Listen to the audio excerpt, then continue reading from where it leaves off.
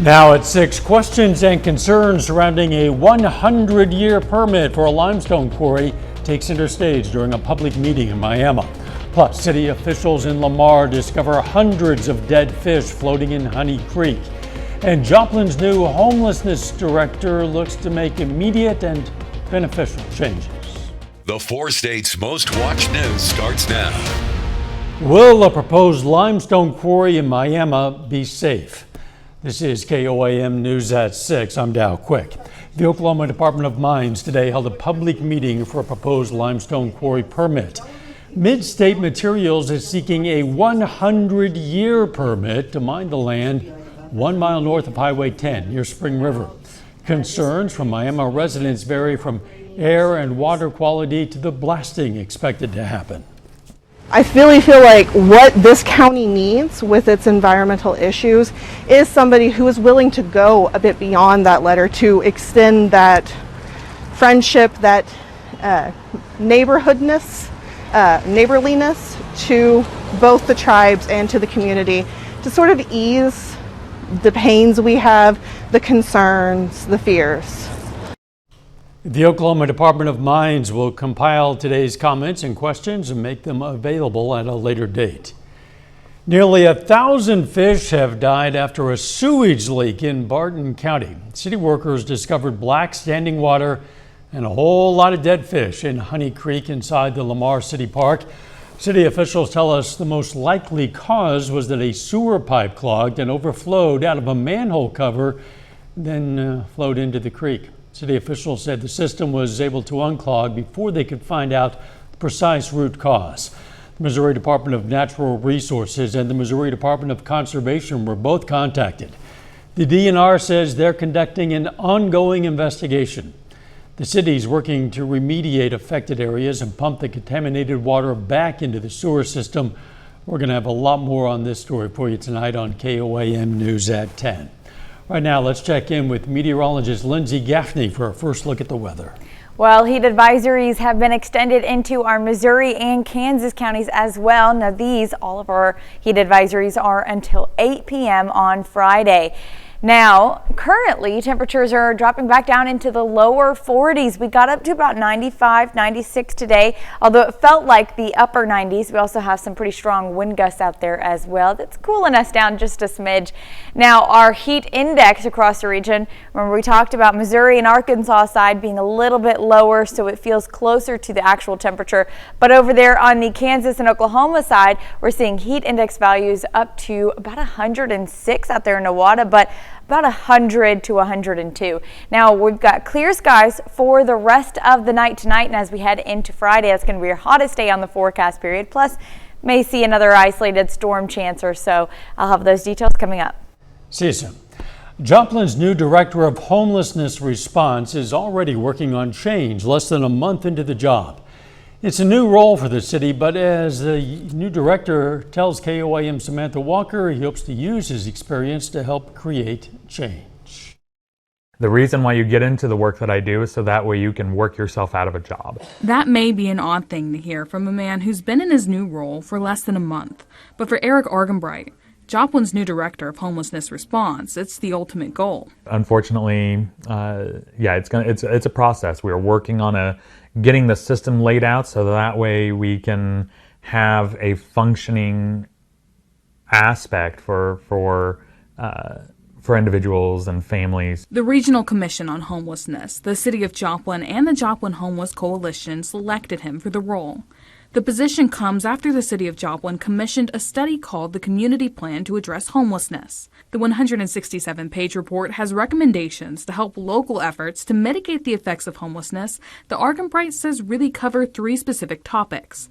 First, community engagement. To engage everyone in the community, everyone who has an interest in ending homelessness, to be a part of the homeless response system.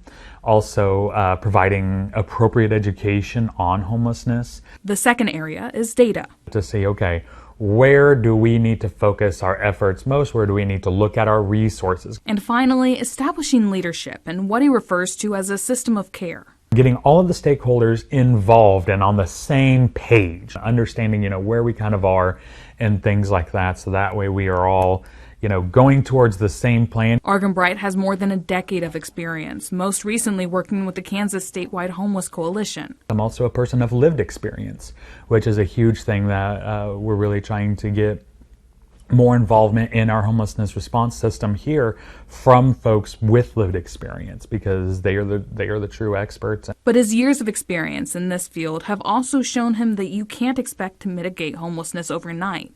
It's a long process, but Joplin is ready for it. The amount of love and care and enthusiasm and encouragement that exists within the community in order to help those who are living on the streets, living in shelters, living in their cars. They're living in places not meant for habitation. We're just trying to figure out how can we leverage all of our resources in the best way possible to make homelessness again as rare, brief, and non-reoccurring as possible. Reporting in Joplin, Samantha Walker, KWM News. For community members interested in getting involved, Argenbright encourages them to join one of their monthly coalition meetings. That next meeting is scheduled for this coming Monday. You can find more information on our website, koamnewsnow.com.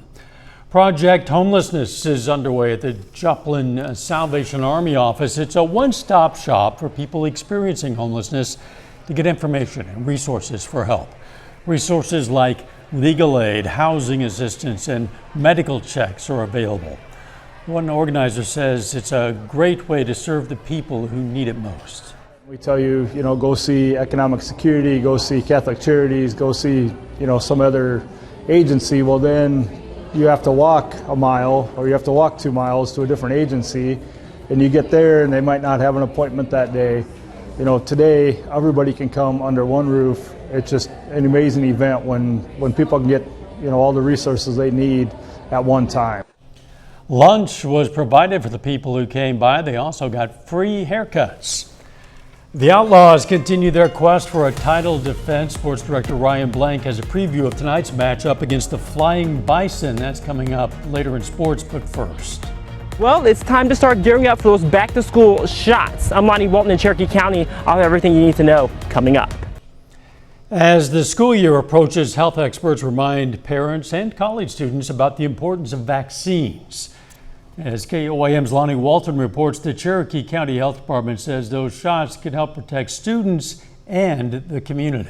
Mean the world to me. They're my life. They're everything that I do. Brittany Childers is a mom of 3, and like most moms, she doesn't like leaving them for a single moment, except when it comes to immunization shots. They cry.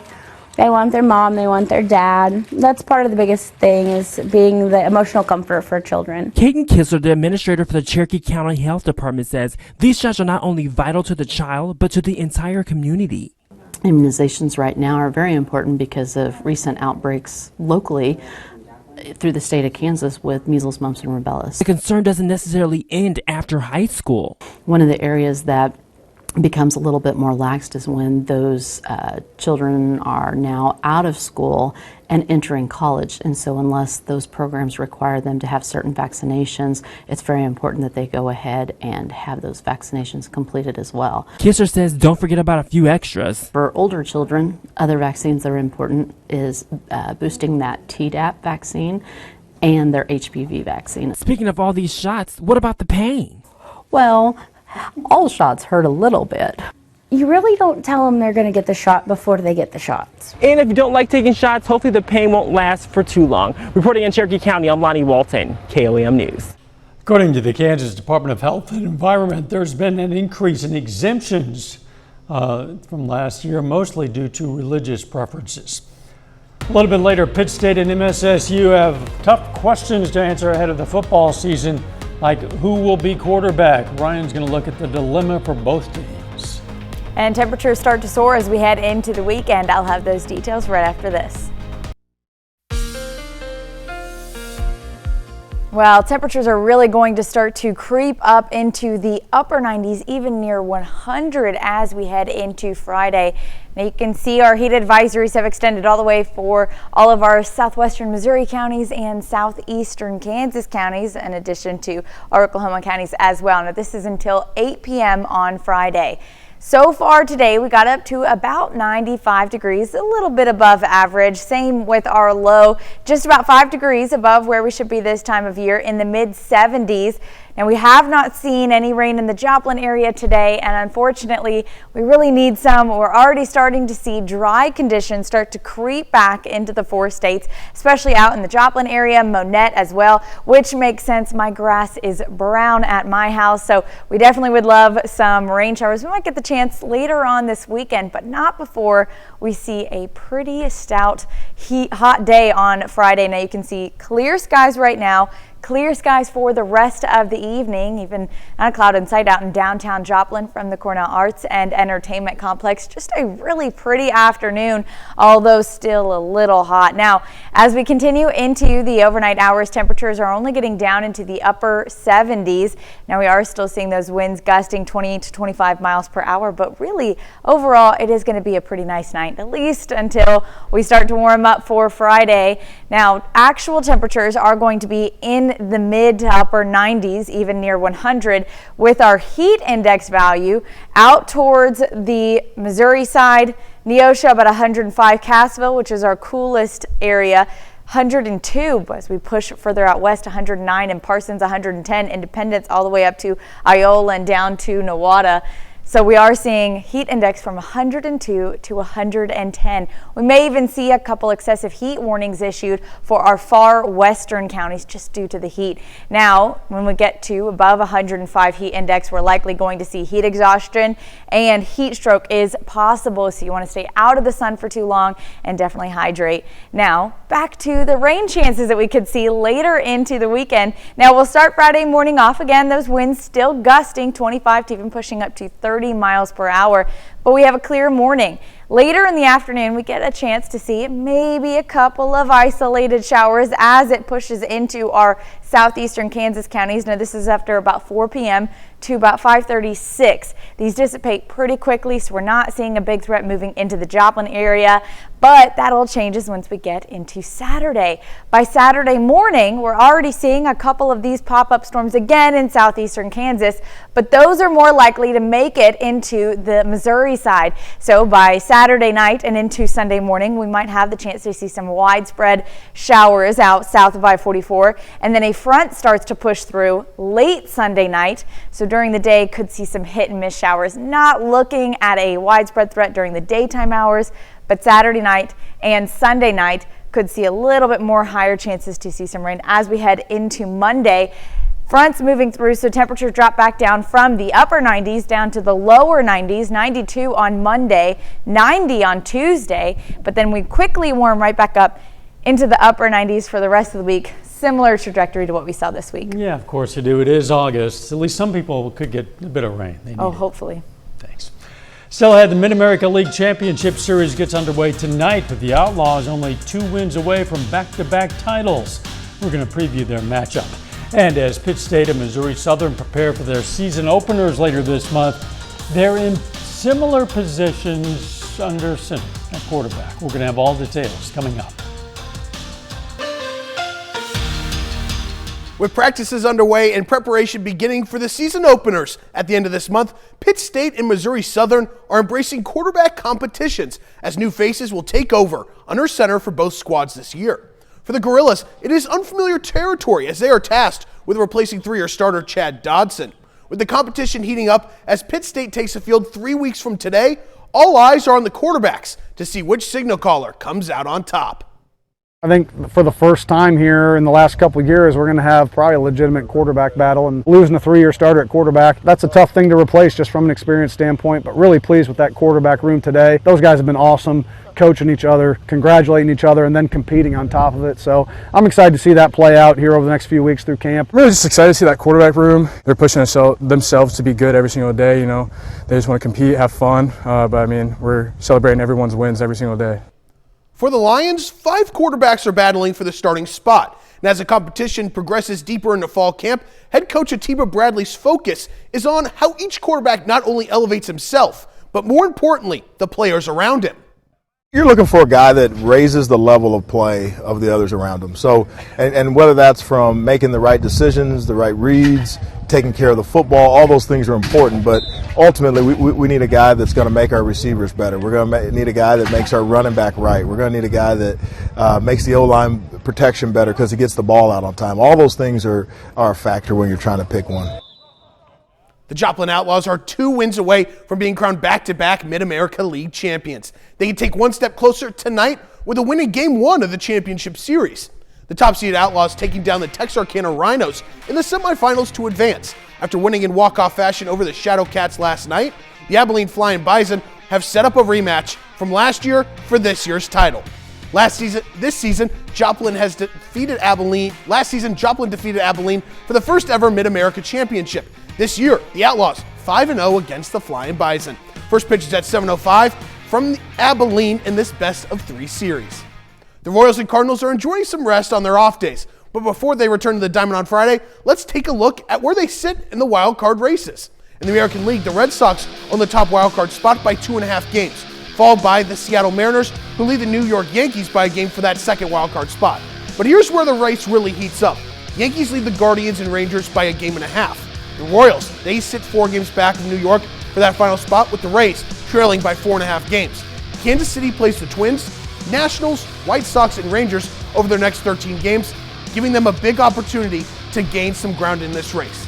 Let's go over to the National League, which is not as tight compared to the American League, but here's where it currently stands. The Cubs, they currently hold the top seed by 3.5 games, with the Padres leading the Mets by a game for the second spot.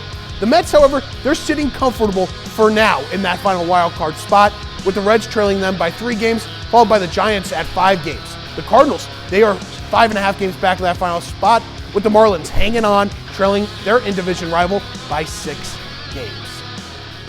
So they both have a lot of teams that they would have to jump to get into the wild card spots. And that's kind of the belly of the beast at this point, but the focus is, right now, you can't really focus on the teams that you're trailing. You got to focus on the teams that you're facing. For the Royals, 3 teams below 500 in their next 13 games. Those are big opportunities for them to get some much-needed wins. As for the Cardinals, they're coming off a big series win against the Dodgers, so they have some momentum when it comes to this next series. All the Royals and Cardinals can do is just win, and then see how it turns out in the end. That's pretty much how it is. We'll be right back.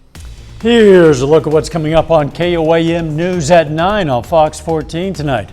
A sewage overflow leads to hundreds of dead fish and really bad smell in a southwest Missouri creek. We're going to have more on that. Plus, the Spiva Center for the Arts is showing off the powerful story of Joplin's East Town. And a Joplin ice cream parlor is scooping up some frozen treats and backpacks for kids heading back to school. Those stories, a lot more, of course. It's all coming up tonight. KOAM News at 9 on Fox 14.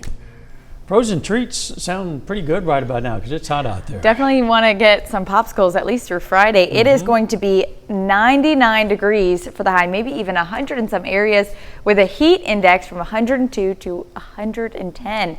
We start to cool down over the weekend with some rain shower chances, but it is going to be one hot day on Friday. Try to keep it to double digits if you can. Well, that one extra digit really seems to make a difference. 100 seems a lot worse than 99. Final sports note. Royals and Cardinals are trailing in the wild card races, but they're not out of it yet. Need to pick up some wins, but especially the Royals. Big opportunity coming up over the next 2 weeks or so. We'll see if they can capitalize on that.